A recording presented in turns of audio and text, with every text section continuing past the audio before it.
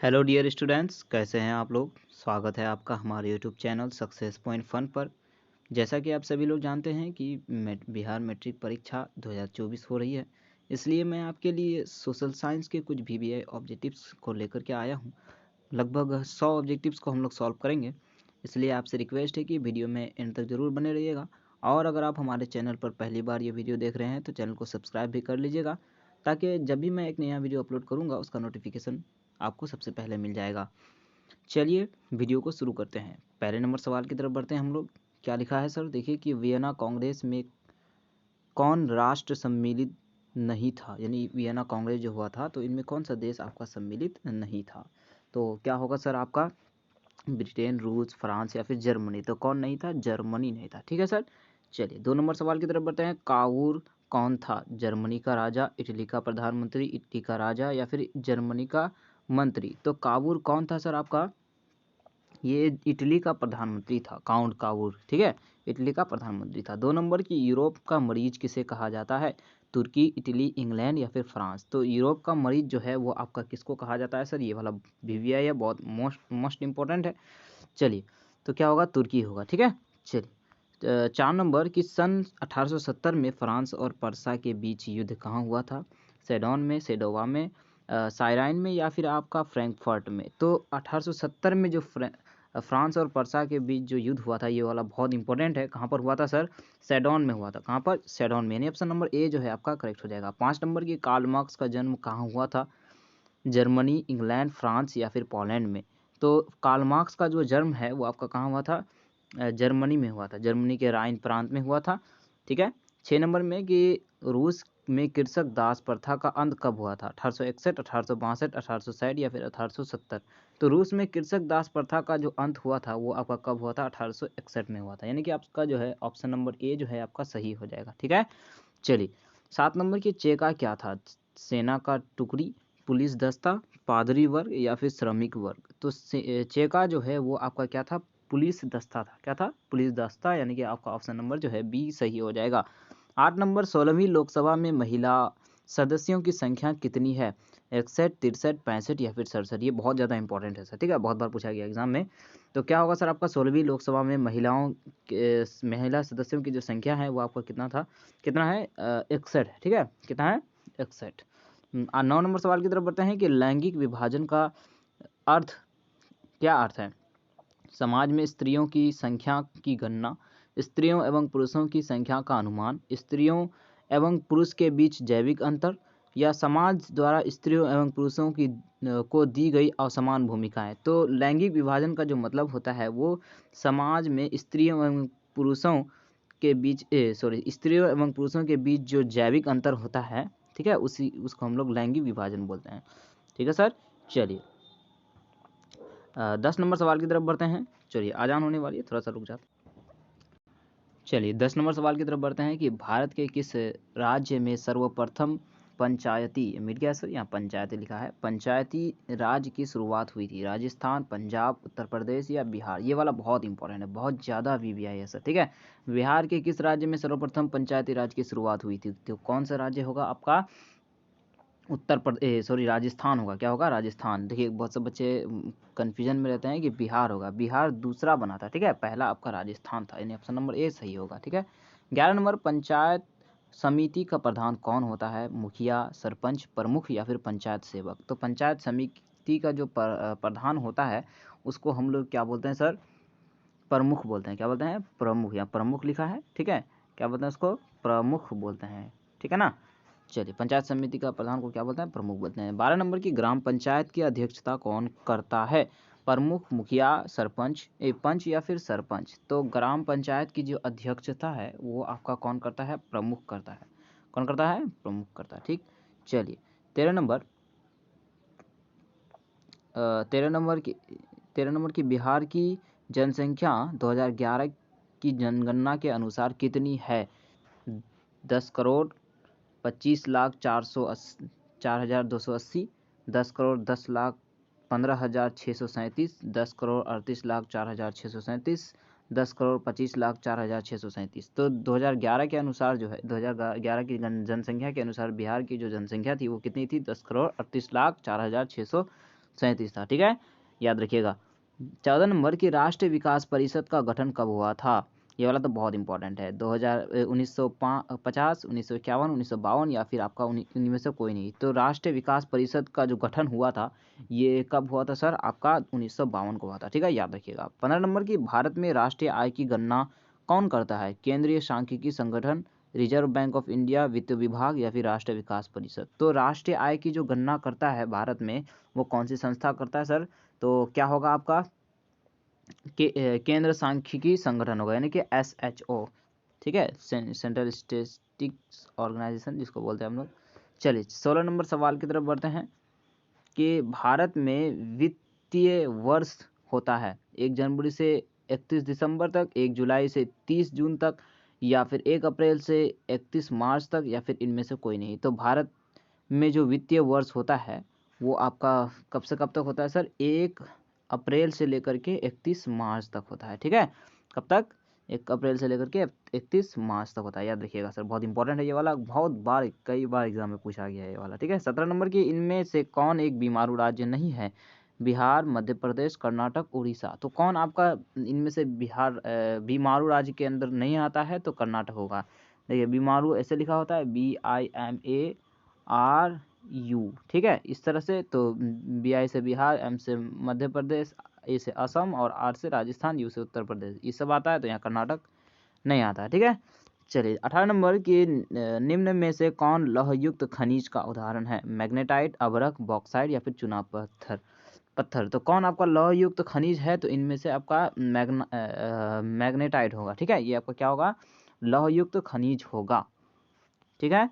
19 number की FAO की वानिकी रिपोर्ट के अनुसार 1948 में विश्व में कितने हेक्टेयर भूमि पर वन का विस्तार था? 6 अरब हेक्टेयर, 4 अरब हेक्टेयर, 8 अरब हेक्टेयर या फिर 5 अरब? तो क्या होगा सर? ये वाला बहुत इंपॉर्टेंट है, कई बार एग्जाम में पूछा गया है ये वाला भी, ठीक है। तो क्या होगा सर? 4 अरब हेक्टेयर पर, कुल विश्व का 4 अरब हेक्टेयर पर वन था, ठीक है सर। चलिए 20 नंबर की किस राज्य में वनों का सबसे अधिक विस्तार है? मध्य प्रदेश, उत्तर प्रदेश, कर्नाटक या केरल? तो किस राज्य में वो सबसे ज़्यादा वन पाया जाता है? तो क्या होगा सर? आपका मध्य प्रदेश हो जाएगा, ये वाला बहुत इंपॉर्टेंट है, ठीक है। चलिए किस नंबर की सुंदरवन टाइगर रिजर्व कहाँ है? पश्चिम बंगाल, उड़ीसा, उत्तराखंड या फिर केरल? तो सुंदरवन टाइगर रिजर्व जो है वो आपका कहाँ पर है सर? पश्चिम बंगाल में है। कहाँ पर है? पश्चिम बंगाल में, याद रखिएगा। 22 नंबर की द्वितीय पृथ्वी सम्मेलन कहाँ हुआ था? न्यूयॉर्क, पेरिस, मॉस्को या फिर इनमें से कोई नहीं। तो द्वितीय पृथ्वी सम्मेलन जो है ये कहाँ पर हुआ था सर? याद रखिएगा, ये बहुत इंपॉर्टेंट है, न्यूयॉर्क होगा, ठीक है। कहाँ पर हुआ था? न्यूयॉर्क में। 23 नंबर की आपदा प्रबंधन का प्रमुख घटक है स्थानीय प्रशासन, स्वयंसेवी संगठन या गांव तथा मोहल्ले के लोग या फिर इनमें से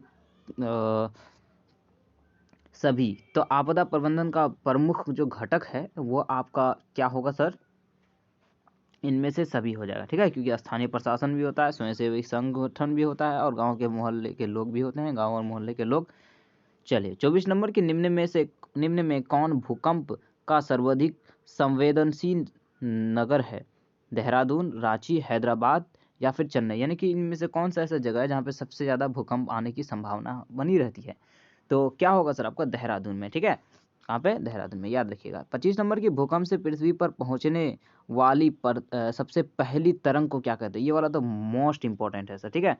क्या कहती हैं? सबसे पहली जो तरंग पहुंचती है भूकंप से पृथ्वी पर, जो पहली तरंग पहुंचती है उसको हम लोग बोलते हैं पी तरंग बोलते हैं। क्या बोलते हैं? पी तरंग बोलते हैं, ठीक है। यानी ऑप्शन नंबर ए जो है आपका सही हो जाएगा, ठीक है। क्या होगा? पी तरंग।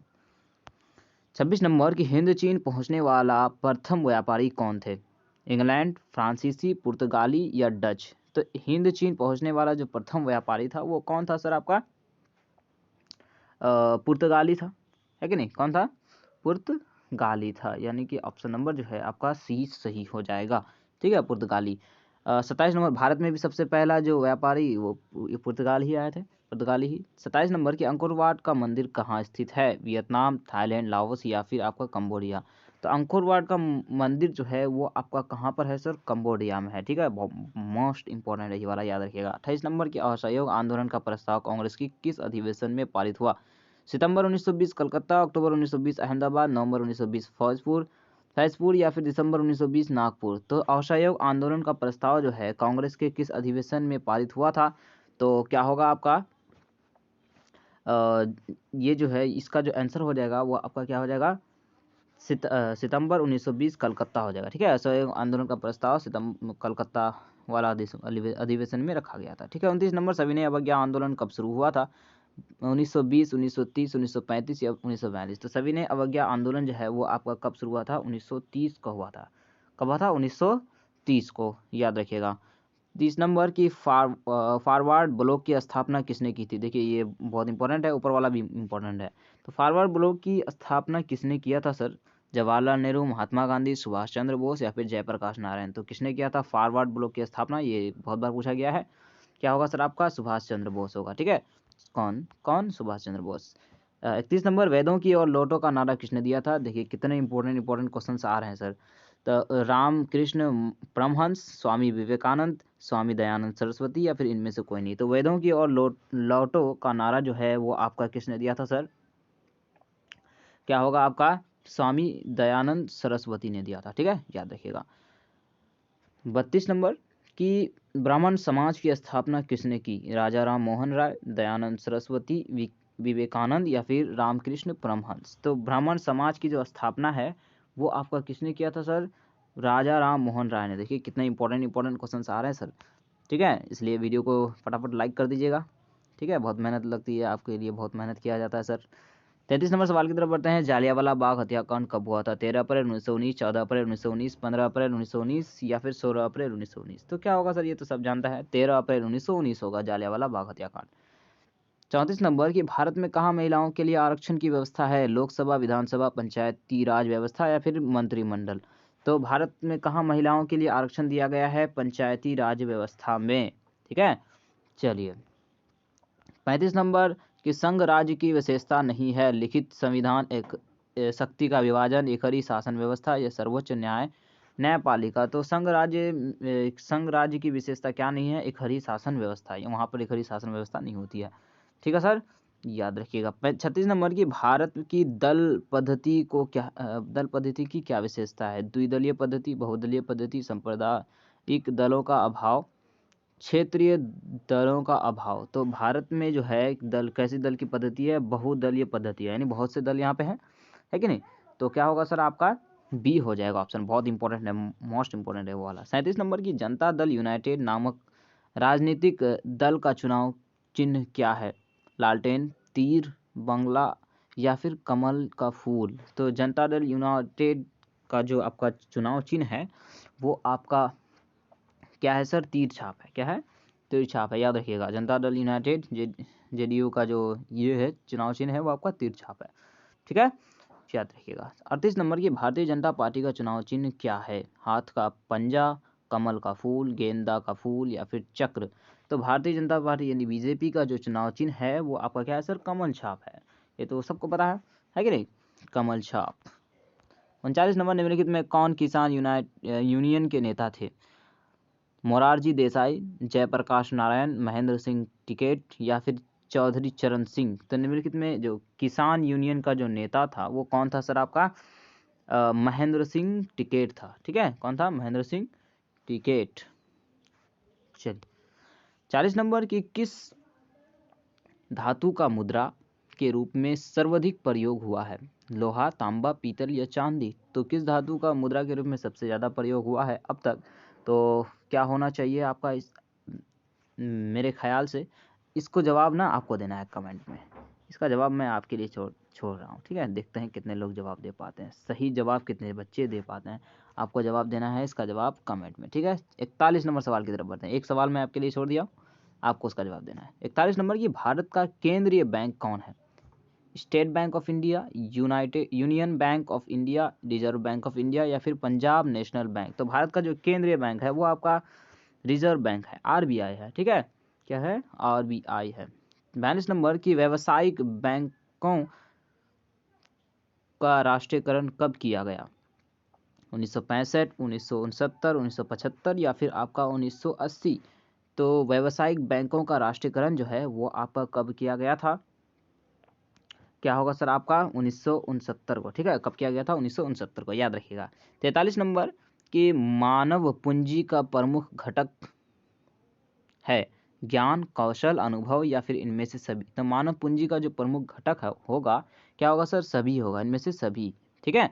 चलिए 44 नंबर की कौन सी सेवा गैर सरकारी है? सैन्य सेवा, वित्त सेवा, मॉल सेवा या रेल सेवा। तो गैर सरकारी है, यानी कि सरकार के नियंत्रण में नहीं है, इनमें से कौन सी सेवा? तो क्या होगा सर आपका? मॉल सेवा। जो मॉल, बड़े बड़े मॉल होते हैं, वो आपका सरकारी सेवा नहीं है, ये गैर सरकारी सेवा है, ठीक है।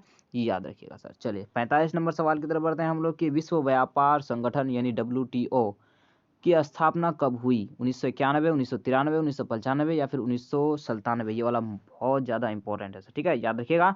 कब हुआ था विश्व व्यापार संगठन की जो स्थापना हुई थी, वो आपका कब हुई थी सर?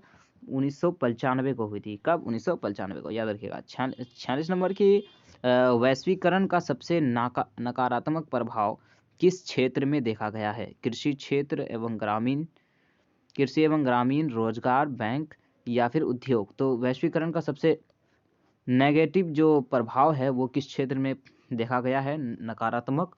तो क्या होगा सर आपका? कृषि एवं ग्रामीण क्षेत्र में होगा, ठीक है। इसी में सबसे ज़्यादा नेगेटिव इफेक्ट पहुंचा है वैश्वीकरण का, ग्लोबलाइजेशन का, ठीक। 47 नंबर की काली मिट्टी का दूसरा नाम क्या है? बलुई मिट्टी, बलुई मृदा, रेगुर मृदा, लाल मृदा या फिर पर्वतीय मृदा। तो काली मृदा का जो दूसरा नाम होगा वो आपका क्या होगा सर? रेगुर मृदा होगा। क्या होगा? रेगुर मृदा। काली कपासी मृदा को हम लोग रेगुर मृदा भी बोलते हैं, है कि नहीं? काली कपासी मृदा भी काली मृदा को काली कपासी मृदा भी बोलते हैं, रेगुर मृदा भी बोलते हैं, ठीक है। 48 नंबर कि कुल जल का कितना प्रतिशत भाग महासागरों में निहित है? 9.5, 95.5, 96 या फिर 96.5। तो कुल जल का कितना प्रतिशत आपका महासागरों में है? तो क्या होगा सर आपका? 96.5। कितना होगा? 96.5 होगा, ठीक है सर। कितना होगा आपका? 96.5 जो है आपका जल आपका किस में निहित है? महासागरों में निहित है, ठीक है, याद रखिएगा।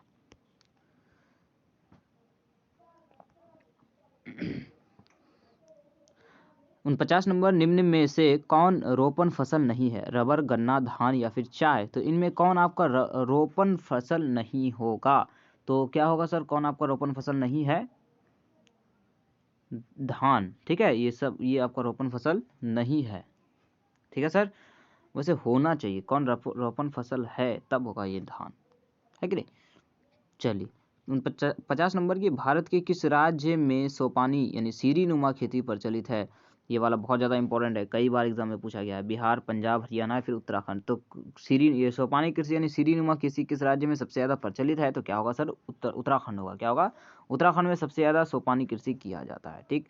51 नंबर सवाल की तरफ बढ़ते हैं कि भारत का बर्मिंघम किस शहर को कहा जाता है? बोकारो, जमशेदपुर, भिलाई या फिर रेवाड़ी। तो भारत का बर्मिंघम जो है किस शहर को कहा जाता है, किस शहर को माना जाता है? तो क्या होगा आपका? जमशेदपुर होगा, ठीक है। 52 नंबर कि सीमेंट उद्योग का प्रमुख कच्चा माल क्या होगा? चूना पत्थर, बॉक्साइट, ग्रेनाइट या फिर आपका लौह अयस्क। तो सीमेंट उद्योग का जो सबसे कच्चा माल है वो आपका क्या होगा सर? चूना पत्थर होगा, ठीक है, याद रखिएगा। ये वाला बहुत बार एग्जाम में पूछा गया है, ठीक है। बहुत ज़्यादा इंपॉर्टेंट क्वेश्चन सब हम लोग सॉल्व कर रहे हैं सर, ठीक है। अपने फ्रेंड सबके शेयर कर दीजिएगा ताकि वो भी सीख सके। 53 नंबर कि निम्न में से कौन विदेशी ब्रांड नहीं है? हुंडई, टोयोटा, फोर्ड या फिर टाटा। तो कौन आपका विदेशी ब्रांड नहीं है इनमें से, यानी कि हमारे देश का ब्रांड है? तो क्या होगा सर? टाटा, है कि नहीं, क्योंकि टाटा हमारे देश का ब्रांड है, भारत का। चलिए 54 number Tata iron and steel company की स्थापना कब हुई थी? ये वाला तो बहुत ज़्यादा इंपॉर्टेंट है। 1854, 1907, 1915 या फिर 1923। तो क्या होगा sir? Tata iron and steel company की स्थापना 1907 को, ठीक है, 1907 को हुई थी। कब हुई थी? 1907 को। बहुत ज़्यादा इंपॉर्टेंट है, ठीक है। कई बार, कितने बार एग्जाम में ये पूछा गया है। 55 नंबर की 26 जनवरी 2004 को विश्व के किस हिस्से में भयंकर सुनामी आया था? पश्चिम एशिया, प्रशांत महासागर, अटलांटिक महासागर या फिर बंगाल की खाड़ी। तो 2004 को जो है विश्व के किस हिस्से में सबसे ज़्यादा सुनामी आया था, सबसे भयंकर? तो क्या होगा सर आपका बंगाल की खाड़ी में, ठीक है, बंगाल की खाड़ी में सबसे खतरनाक सबसे भयंकर सुनामी आया था। 56 नंबर, संचार का सबसे लोकप्रिय साधन क्या है? सार्वजनिक टेलीफोन, मोबाइल, रेडियो या फिर इनमें से कोई नहीं। तो संचार का सबसे सबसे जो है लोकप्रिय साधन जो है वो आपका क्या होगा सर? मोबाइल होगा। पहले तो सार्वजनिक टेलीफोन था, अभी का इसमें क्या है? मोबाइल है, ठीक है। सब घर घर में सब बच्चे बच्चे के पास क्या है? फ़ोन है। 57 नंबर कि मुंबई में प्रथम सूती कपड़ा मिल किस वर्ष स्थापित की गई? 1850, 1852, 1854 या फिर 1858। तो मुंबई में जो प्रथम सूती कपड़ा मिल की जो स्थापना हुई थी वो आपका कब हुई थी सर? क्या होगा आपका? 1854 को, ठीक है। सबसे पहला सूती मिल जो है आपका 1854 को स्थापना हुआ था। ये बहुत इंपॉर्टेंट है वो वाला, ठीक है। पीछे 2000 मतलब आपका इससे पहले वाला एग्जाम में पूछा गया है। 58 नंबर कि इंग्लैंड में सभी स्त्री एवं पुरुष को वयस्क मताधिकार कब प्राप्त हुआ? 1838, 1881, 1918 या 1932? बाप रे, कितना इंपॉर्टेंट सब क्वेश्चन सॉल्व कर रहे हैं सर।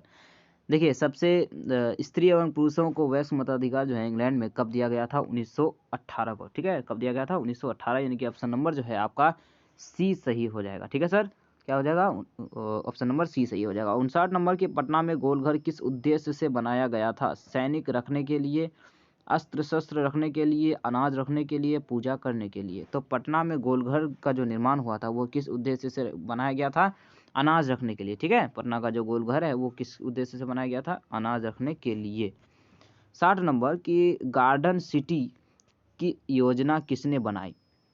रेमंड अनविन या बैरी पार्कर ने या फिर एबेनेजर हार्वर्ड ने या फिर विलियम हॉर्नबी? बाप रे, कितना खतरनाक खतरनाक नाम है। तो ये जो गार्डन सिटी है इसकी योजना जो है किसने बनाई थी?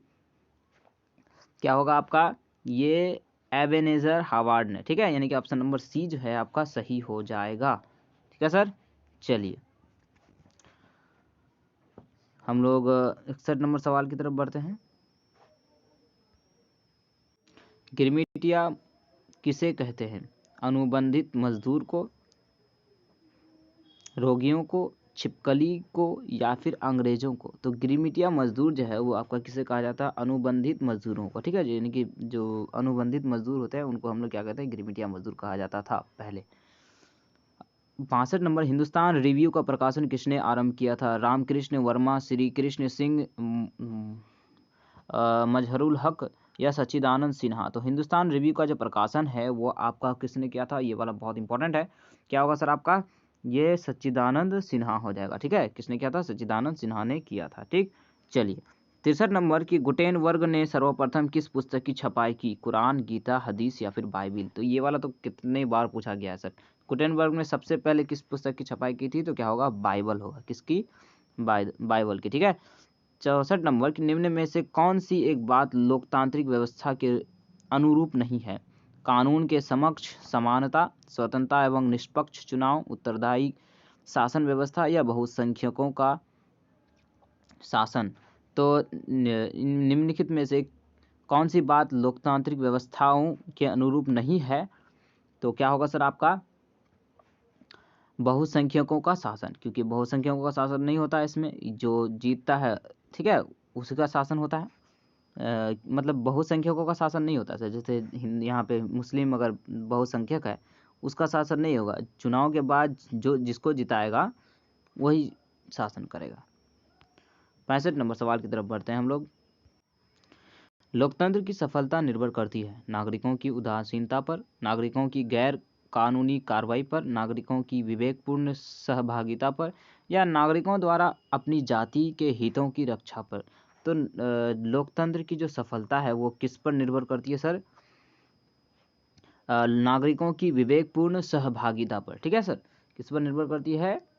नागरिकों की विवेकपूर्ण सहभागिता, क्योंकि नागरिक अगर भाग नहीं लेगा तो लोकतंत्र टिकने वाला है नहीं, है कि नहीं, एक्टिव नहीं रहेगा। तो 66 नंबर, 15वीं लोकसभा चुनाव से पूर्व लोकसभा में महिलाओं की भागीदारी थी 10%, 15%, 33% या फिर 50%? तो 15वीं लोकसभा चुनाव से पहले जो है लोकसभा में महिलाओं की जो भागीदारी थी वो आपका कितना परसेंट था?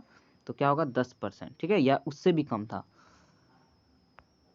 67 नंबर की लिच्छवी गणतंत्र भारत के किस राज्य में अवस्थित था? बिहार, राजस्थान, महाराष्ट्र या त्रिपुरा? लिच्छवी वाला कहानी आपने सुना होगा। तो लिच्छवी गणतंत्र जो है भारत के किस राज्य में अवस्थित था? बिहार में था। ठीक है, पहला गणराज्य जिसको बोलते हैं, विश्व का पहला गणराज्य लिच्छवी को। 68 नंबर कि किसने बिहार के विकास के बिना भारत का विकास संभव किसने कहा बिहार के विकास के बिना भारत का विकास संभव नहीं है? Doctor APJ Abdul Kalam, Narendra Modi, doctor Rajendra Prasad या फिर इनमें से कोई नहीं। तो ये बात किसने कहा था सर आपका? तो क्या होगा सर आपका? डॉक्टर APJ अब्दुल कलाम ने कहा था कि जब तक बिहार का विकास नहीं होगा तो पूरे जो भारत का है उसका विकास नहीं हो सकता है।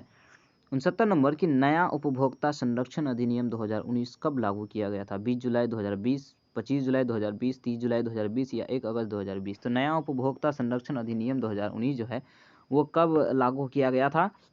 ये बहुत इंपॉर्टेंट है। क्या होगा सर आपका? 20 जुलाई 2020 को। ठीक है, कई बार ये बोर्ड में और कई बार कंपटीशन का एग्जाम में भी पूछा जाता है। 70 नंबर भारत में मानव अधिकार सुरक्षा अधिनियम कब पारित हुआ था? 1981, 1991, 1993 या फिर 1995? तो भारत में मानव अधिकार सुरक्षा अधिनियम जो है वो आपका कब पारित हुआ था? तो क्या होगा आपका? 1993 हो जाएगा। कब होगा? 1993। 71 नंबर भारत का सबसे बड़ा रेलवे क्षेत्र कौन है? पूर्व रेलवे क्षेत्र, पश्चिम रेलवे क्षेत्र, दक्षिण रेलवे क्षेत्र या फिर उत्तर रेलवे क्षेत्र? ये वाला तो मोस्ट इंपॉर्टेंट है सर। तो भारत का पहला जो सबसे बड़ा जो रेलवे क्षेत्र है वो आपका कौन है सर? उत्तर रेलवे क्षेत्र है। ठीक है, उत्तर रेलवे क्षेत्र भारत का सबसे बड़ा रेलवे क्षेत्र है। 72 नंबर की भारत का सबसे बड़ा बंदरगाह है? मुंबई, चेन्नई, कोलकाता या कांडला? तो भारत का सबसे बड़ा जो बंदरगाह है वो किसको माना जाता है सर? इसको, मुंबई को। ठीक है, किसको माना जाता है? मुंबई को माना जाता है। 73 नंबर की देश में कितने विशेष आर्थिक क्षेत्र विकसित है? 10, 7 या 15 या फिर आपका 5? तो देश में कितने विशेष आर्थिक क्षेत्र विकसित हैं? तो क्या होगा सर आपका? 7। ठीक है, कितने? 7। 74 नंबर की स्वर्णिम चतुर्भुज संबंधित है रेलवे से, सड़क मार्गों से, जल मार्गों से या फिर वायु मार्गों से? तो स्वर्णिम चतुर्भुज जो है ये आपका बहुत इंपॉर्टेंट है, कितना बार एग्जाम में पूछा गया सर। स्वर्णिम चतुर्भुज जो है वो आपका किससे संबंधित है? किससे जुड़ा हुआ है? सड़क मार्गों से जुड़ा हुआ है। ठीक है सर। चलिए, 75 नंबर की कहलगांव तापीय विद्युत परियोजना है भागलपुर जिला में, मुंगेर जिला में, बांका जिला में या फिर मुजफ्फरपुर जिला में? तो कहलगांव तापीय विद्युत परियोजना जो है वो आपका कौन से जिला में है? तो क्या होगा? भागलपुर में है। ठीक है, कहाँ पर? भागलपुर में। 76 नंबर की पायराइट किस प्रकार का खनिज है? धात्विक, अधात्विक, परमाणु या फिर ईंधन? तो पायराइट जो है वो किस प्रकार का खनिज है? ये आपका धात्विक खनिज है। किस प्रकार का खनिज है? धात्विक खनिज है। ठीक है, क्या होगा? धात्विक खनिज होगा पायराइट। 77 नंबर की रेल वर्कशॉप कहाँ स्थित है? जमालपुर या भागलपुर या मुंगेर या फिर पटना? तो रेल वर्कशॉप जो है वो आपका कहाँ पर है? जमालपुर में है। कहाँ पर है? जमालपुर में। 78 नंबर 2001 की जनगणना के अनुसार बिहार की नगरीय आबादी है 20.5%, 15.5%, 10.5% या फिर आपका 25.5%? मतलब 2001 की जनगणना के हिसाब से जो बिहार की जो आबादी है, कितनी प्रतिशत आबादी किस में रहते थे? नगर में रहते थे। तो क्या होगा सर आपका? 10.5% आबादी जो है वो नगर में रहते थे, बाकी आपका गांव में रहा करते थे। ठीक है, या फिर छोटे शहर में। 69 नंबर की लीची के उत्पादन के लिए बिहार 79 नंबर है, सॉरी। लीची के उत्पादन के लिए बिहार के कौन दो जिले प्रसिद्ध हैं? पूर्णिया और कटिहार, गया और नवादा या फिर पटना और नालंदा या फिर मुजफ्फरपुर और वैशाली? तो ये बहुत ज़्यादा इंपॉर्टेंट है सर। लीची के उत्पादन के लिए बिहार का कौन सा दो जिला है जो बहुत ज़्यादा फेमस है? तो क्या होगा सर? मुजफ्फरपुर और वैशाली हो जाएगा। ठीक है, ये लीची के उत्पादन के लिए बहुत ज़्यादा फेमस है, मशहूर है। ठीक है, 80 नंबर कि इनमें से कौन सी प्राकृतिक आपदा नहीं है? प्राकृतिक आपदा कौन सी नहीं है? प्राकृतिक आपदा जो प्रकृति द्वारा होती है, आती आपदा, उसको प्राकृतिक आपदा बोलते हैं। तो इनमें कौन प्राकृतिक आपदा नहीं है? आतंकवाद, सुनामी, बाढ़ या भूकंप? तो क्या होगा सर? आतंकवाद। ये प्राकृतिक आपदा नहीं है, ये मानव जनित आपदा है, क्योंकि किसी मानव के द्वारा होता है ये आपदा आती है कि नहीं? तो क्या होगा? आतंकवाद होगा। ठीक है, वीडियो कंप्लीट हो चुका है। वीडियो कैसा लगा? वीडियो अगर अच्छा लगा हो तो एक लाइक कर दीजिएगा और हमारे चैनल को भी सब्सक्राइब कर दीजिएगा। क्योंकि इस तरह का वीडियो मैं आपके लिए लाता रहता हूँ और आगे भी हम लोग बहुत से सोशल का वीडियो मैं आगे लाने वाला हूँ। इसलिए आपसे रिक्वेस्ट है कि चैनल को सब्सक्राइब कर दीजिएगा, ताकि जब भी मैं नया वीडियो अपलोड इस तरह का वीडियो अपलोड करूँगा, आपको उसका नोटिफिकेशन सबसे पहले मिल जाएगा। मिलते हैं एक और नई वीडियो के साथ, तब तक के लिए अलविदा। जाते जाते आपको बता दूं कि इससे पहले और भी हमने सोशल के वीडियो डाले हैं, आप चाहे तो हमारे चैनल के प्लेलिस्ट में जा करके देख सकते हैं। ठीक है, हमने 80 ऑब्जेक्टिव सॉल्व करने की बात की थी, सॉल्व कर चुके हैं। ठीक है, मिलते हैं एक और नई वीडियो के साथ, तब तक के लिए अपना ख्याल रखिएगा।